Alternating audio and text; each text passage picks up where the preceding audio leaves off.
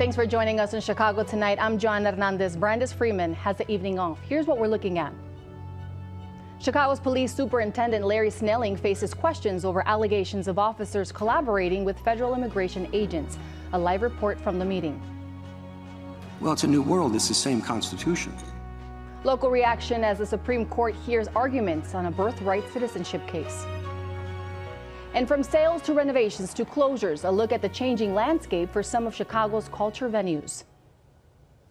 First off tonight, Chicago Police Superintendent Larry Snelling has faced months of intense criticism over allegations officers violated city law by helping federal immigration agents during aggressive raids across the city. Now, members of the Community Commission for Public Safety and Accountability will finally question him about those interactions and what comes next. Our Heather Sharon joins us now live from Kelly College Prep High School in Brighton Park on the city's southwest side for more. Now, Heather, this is a second special meeting of the commission to focus on CPD's interactions with federal immigration agents. Now, remind us what happened the first time around.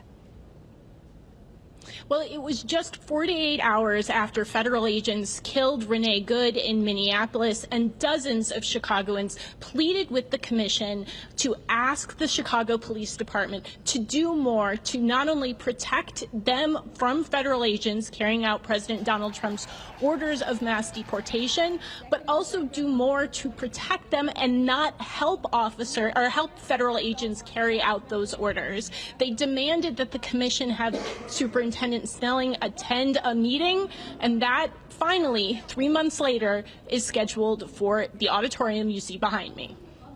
And Heather, what do you expect to hear from the superintendent tonight? Well, he has consistently said that Chicago police officers under his command have complied with the Chicago Welcoming Ordinance, which in most cases prevents Chicago officers from helping federal agents carry out civil immigration enforcement actions. However, he says that officers have an obligation to respond for calls for help from federal agents and to keep the peace. He is sure to face tough questions from the commission about how he has struggled at times to keep that balance. I'm sure many people are going to have those questions. Now, Mayor Johnson signed an executive order directing CPD to craft a new policy that would allow officers to probe federal agents for criminal misconduct. Where does that stand 2 months later? Well, Chicago police have not finalized that draft policy. It remains in draft form, according to documents we at WTTW News have obtained. Johnson said last week at a news conference in response to my questions that actually CPD does not need a new policy to enable officers to investigate federal agents for criminal misconduct. Now, it's not exactly clear what that means because in most cases, federal agents acting reasonably in the course of their duties are protected from investigation from state and local law enforcement. I expect we will hear a lot of questions about that tonight as well. And Heather, the commission is also set to ask the city's inspector general to get involved. What do they want to see happen? Well, they want the inspector general to open a probe into whether or not the Welcoming City Ordinance was actually violated during what the Trump administration referred to as Operation Midway Blitz, which swept the city in the fall. Now, it's not clear whether the inspector general will launch that probe, and in fact, the Civilian Office of Police Accountability now has the power to investigate those complaints after a unanimous vote by the Chicago City Council last month. But again, it's not clear exactly how those probes will work. We are once again in unprecedented, uncharted territory here in Chicago. Well, thank you, Heather, for that update. And Thanks, that meeting kicks off tonight at 6:30. You can read more of Heather's coverage on our website later tonight. Up next, the fight over birthright citizenship reaches the Supreme Court. Chicago Tonight is made possible in part by the Alexandra and John Nichols family, the Polk Brothers Foundation, and the support of these donors.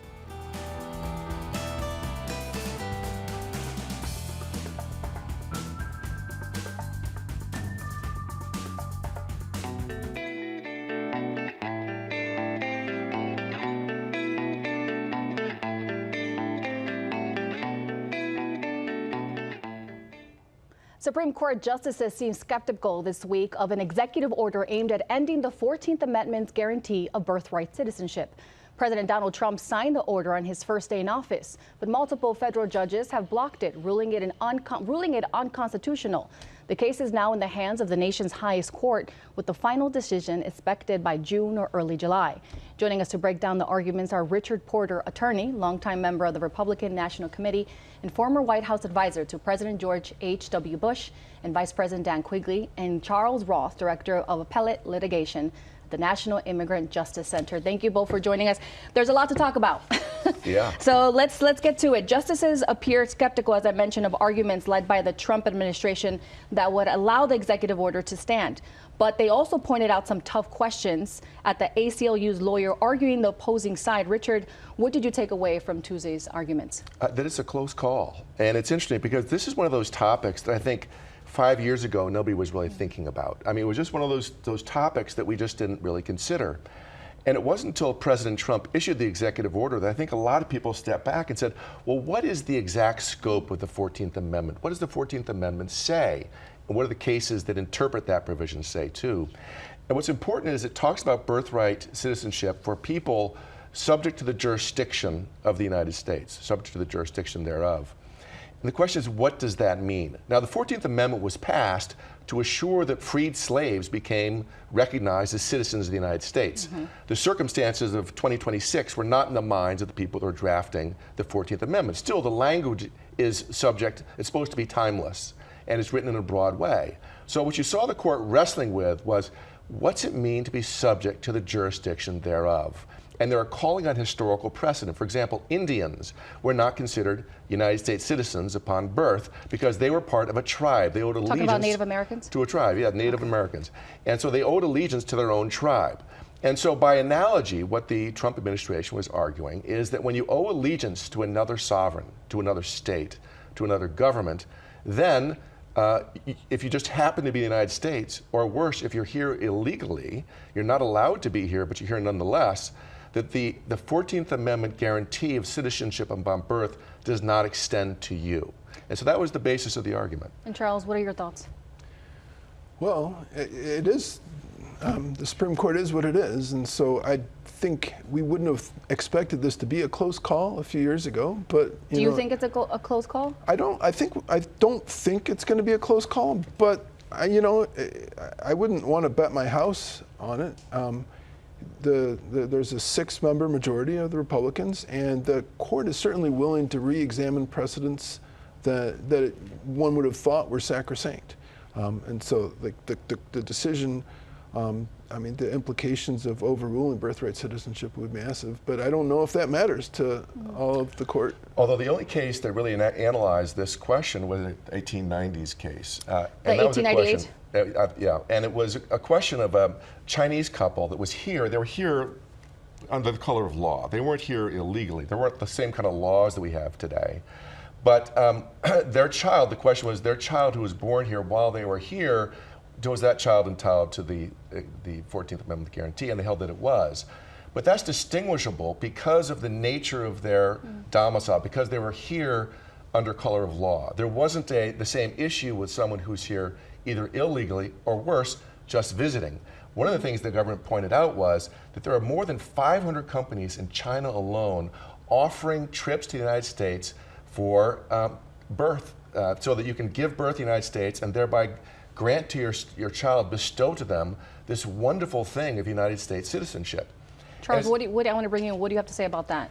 He's bringing in the case of 1989. I don't know what to respond to first. You know, the people who show up here pregnant are likely to be turned away at the port of entry. I mean, so that's exaggerated, the idea that people are going to come on in and have kids. If they were going to have kids here, the reason why they would want to do that is because China is not a very safe place to be. And so, but like, let's imagine that birthright citizenship had not been the case, that that an individual of Asian parents couldn't themselves become a citizen because naturalization was barred for Asians back then. So that person, if he stayed in the United States and had children, he himself, not being a citizen, couldn't pass on his citizenship. His kids, his grandkids, his great-grandkids, you'd have generations upon generations of undocumented or pseudo-documented people living in is that really where we want to go as a country? You know, that is a question I was going to ask. Could limiting birthright citizenship create a population of stateless or non-citizenship individuals in the U.S.? I mean, what the administration's what they're proposing on its face doesn't. They're saying, no, this isn't going to be retroactive. This is going to be prospective only, and it's only going to apply to people who are undocumented or transient. It's not going to apply to permanent residents. But the logic of it doesn't stop there. You mentioned jurisdiction, and where do you owe allegiance to? So let's say somebody is here under color of law, but they are a Chinese citizen. Where do they owe their allegiance? And Richard, let's talk about the 14th Amendment, because you spoke about it a little bit. Now, President Trump has said that the 14th Amendment was created, you said it as well, for babies as slaves, and it isn't suited for modern day immigration and tourism. Is that a sound legal argument to you? Well, it is. I mean, if the words were clear on their face, you should apply them as the founders intended. But we're working in a circumstance here which is beyond the scope of the founders' imagination. The United States represents 4.2% of the world's population. Our poverty line is just under $17,000 for an individual, just over $33,000 for a family of 4. 10% of Americans are below the poverty line. 85% of the rest of the world is below our poverty line. So if you can get in the United States, you're automatically becoming a wealthier person for 85% of the world's population. So we've created this wonderful thing in America. We generate wealth like no other society ever has. And as a result of that, there's a lot of people who would like to get here and tap into that. As a matter of fact, more than $70 billion a year is being transmitted by people mostly below the poverty line back to other countries from the United States. So we're this wonderful engine of prosperity. It's a great place to be. We can understand why people want to be here. But if we just open the gates and anyone can come in, you can see how we could, vastly overwhelmed. It would overwhelm our very generous welfare systems and so forth. And undocumented people have been coming for decades, correct? I mean, what are your thoughts from what he's saying? Well, it's sort of a red herring. I mean, it's not just like open wide the doors. I mean, we did. We did for 4 years. No. I mean, it was kind of crazy. It was Biden. They stopped enforcing the law.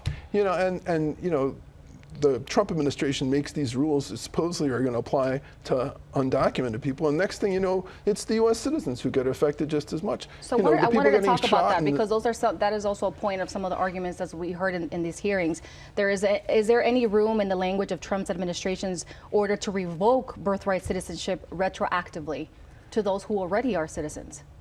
I mean, the order doesn't say so, but logically speaking, if the Constitution doesn't make somebody a citizen today, it didn't do so yesterday either, and it didn't do so the week before.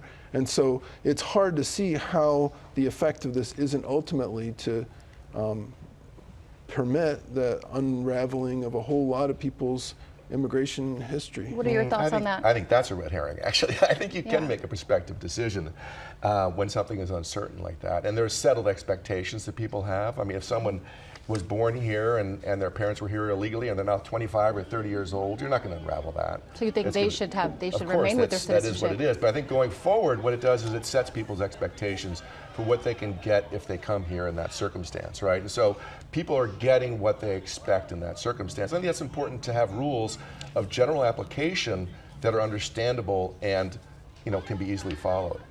And I want to mention something. When asked, Solicitor General John Sauer couldn't give a clear answer on whether, you also mentioned it, or not Native Americans born in the U.S. would be citizens under Trump's executive order.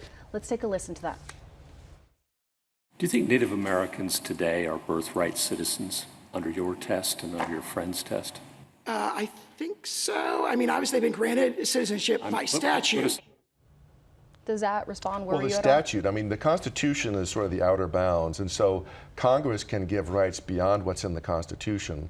And so if they are, the statute hasn't been repealed, and so people would still have that birthright citizenship. Do you have any thoughts on that? Well, if we were talking about statutes, you would wonder why the Trump administration had to rely on an executive order rather than a statute passed by Congress. It would be a different situation if we had a congressional statute trying to take away birthright citizenship, but you don't have that. And to the contrary, the statute says just follows the Constitution, and so we don't even really need to reach the Constitution. The statute should resolve this case, and some people think it will. It is an interesting question. I mean, I think it seems to me, have a split decision here, where the court holds it's not a constitutional question, and the Constitution is subject to these other interpretations, but the statute may have a settled interpretation that they may not want to change. And so I think there's another way to cut this. Statutes can do more than what the Constitution does. They don't have to be contiguous in terms of their application. How do you expect this to turn around? How do you expect to see this coming So in it's the interesting, summer? the betting markets have it 20-1 that the executive order will be in effect by August. I almost think that's worth a bet. But here's the problem. I actually think they're going to have a split decision along the lines where I think they're going to give a partial win, where going forward there will be the ability to limit who gets the birthright citizenship based on questions of sovereignty. I'm sorry, we're going to have to leave it at that. Yeah. That's all we have. Well, I appreciate both of your insight. Thank you. Thanks. Up next, efforts to preserve Chicago's culture venues.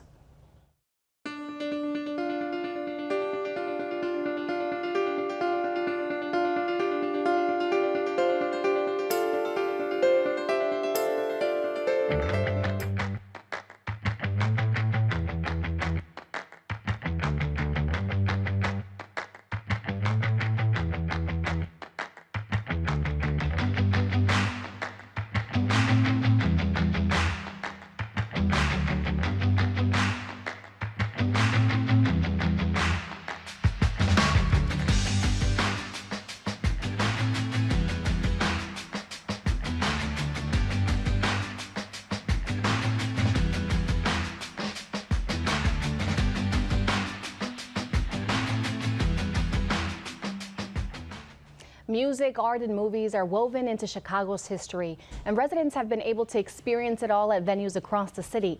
But Chicago's cultural landscape is constantly evolving. Some well-known institutions have recently undergone changes, from sales to renovations to closures, with many of these spaces trying to stay afloat. To name a few, the Promontory in Hyde Park and Lynx Hall near Roscoe Village both closed last year, while the Double Door abandoned plans to reopen in Uptown. DePaul University's announced plans to close its art museum this June. Meanwhile, the Hideout sold to a new ownership, and a new operator announced plans to reopen the 400 Theater in Rogers Park. Joining us here to talk about all this is Laura Caroline De Lara, the director of the DePaul Art Museum, and on Zoom, Jordan Stansel, the new operator of the 400 Theater, and Terry O'Brien, the new owner of the Hideout. Thank you all for joining us. I want to start with you, Laura. DePaul, as we just mentioned, DePaul announced that the Art Museum will be closing in June. What is the city losing with this closure? Yeah, thank you so much, Joanna, and thank you so much for having us and giving us the space to talk about this.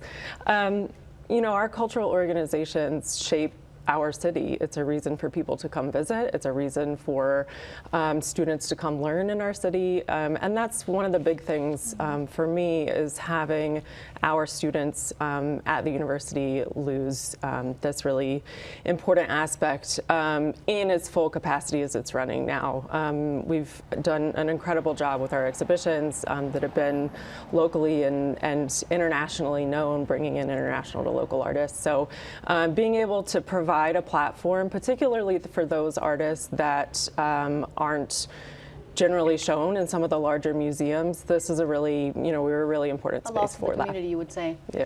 Now, Terry, how serious is the risk of losing more music venues in Chicago? How serious is the risk of losing more music in Chicago? Well, yeah, I more feel music like venues. More music venues. I mean, small music venues, I feel like, are the heart and soul of the city. I feel like you get more culture and you get more of the Chicago experience from small music venues. But more than just music, the Hideout is like a community hall. It's so much more than music. It's comedy, it's community, it's conversation, and it's a really cool legacy that the four owners started 30 years ago. So I feel like that's more important than just music. No, of course. And Jordan, you're taking on a staple in the Rogers Park community. What would you say are some of the challenges of operating a small theater? I think once you deal with some of the building issues, these are older buildings. 400 Theater has been closed since 2023, and it was originally a single screen theater over 100 years ago, and then it was chopped up into different pieces, and so some of the some of the chopping might not have been the best idea sometimes, so you have to kind of retrofit and deal with, you know, just all the old building issues that are out there. But I think it's a very viable theater. I really do. I think Rogers Park is going to support it for sure. What was your passion behind saving it? Well, I started with my family's single screen theater in Grayling, Michigan, which my great-grandfather founded in 1915. And so I worked there as a kid, and then came back after college and different experiences professionally when I was in my late 30s, and started running it, and realized there were other theater locations that you could do something similar, which is provide that kind of community space that also Terry mentioned with music. And people really need that. They really want it. I'm actually right now at a theater in Big Rapids, Michigan, that we're opening tomorrow. Although if I look around the lobby, there's still a lot. We're going to be here pretty late. But that's awesome. It's personal yeah. to you. I like that personal story. Now, Terry, you took over the owner as the owner of the Hideout just a few weeks ago. What can people expect to see at the Hideout? And you also have a personal story. I think I was reading that you interned at the Hideout. Yes, I worked there from 2015 to 2017, first as the intern and then the door girl, which was mostly like hospitality, welcoming the bands, paying out the bands. And I hope this isn't a lame answer, but I want to continue the legacy that the twins and Katie and Tim built. So it's going to be much of the same, but I also have more of a national perspective. I'm an artist, I'm a singer-songwriter, and I've spent the last 8 years of my life touring all over the country and living in Nashville. So I've seen a lot of small music venues. I've fallen in love with them, and I feel like I can bring musicians and comedians from all over the country. That's amazing, door girl. You just mentioned door girl, so door girl to owner. That has to be like a full circle moment for you.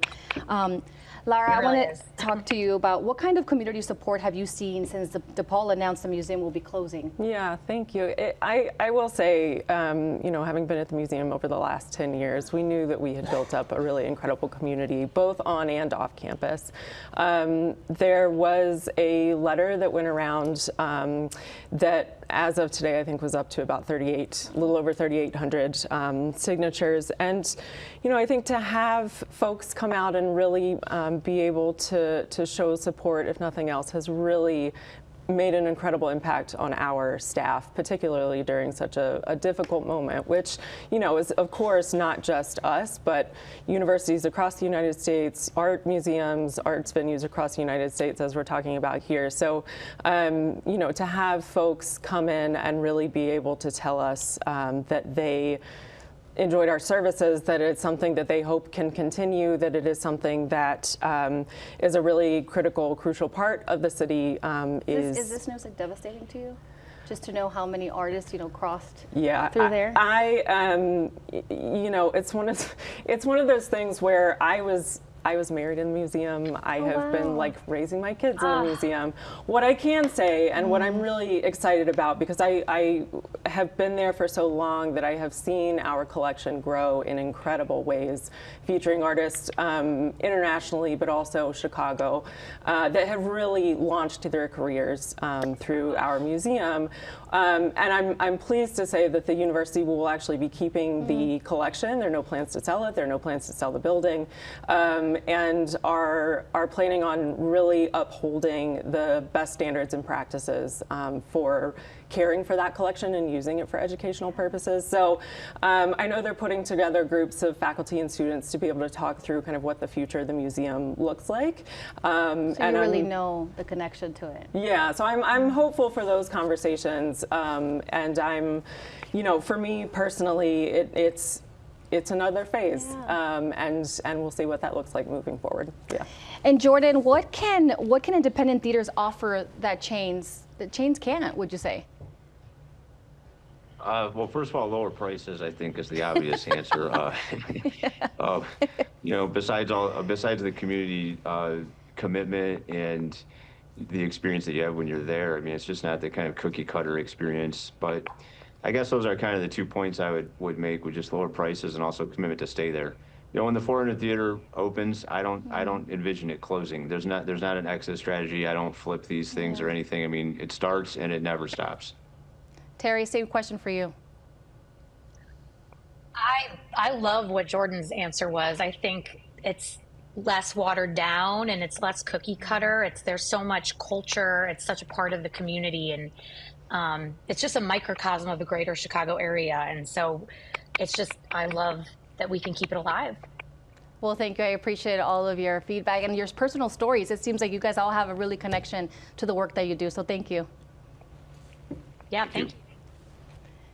And that's our show for this Thursday night. Join us tomorrow night at 5:30 and 7 for the Weekend Review. We leave you tonight with some of Brookfield Zoo's newest residents, a pack of 10 African painted dog pups. Oh, they're so cute.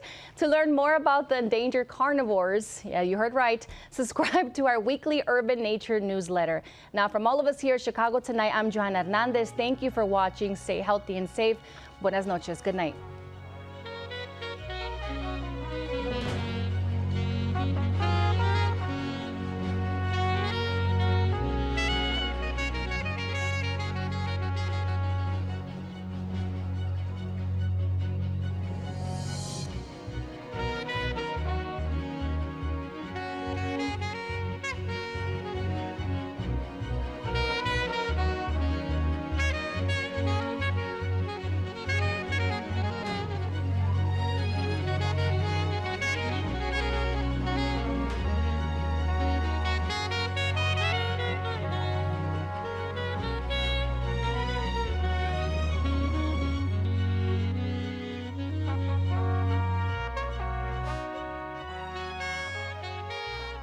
Closed captioning is made possible by Robert A. Clifford and Clifford Law Offices, a Chicago personal injury and wrongful death firm that is a multilingual law firm, providing translators for a variety of languages.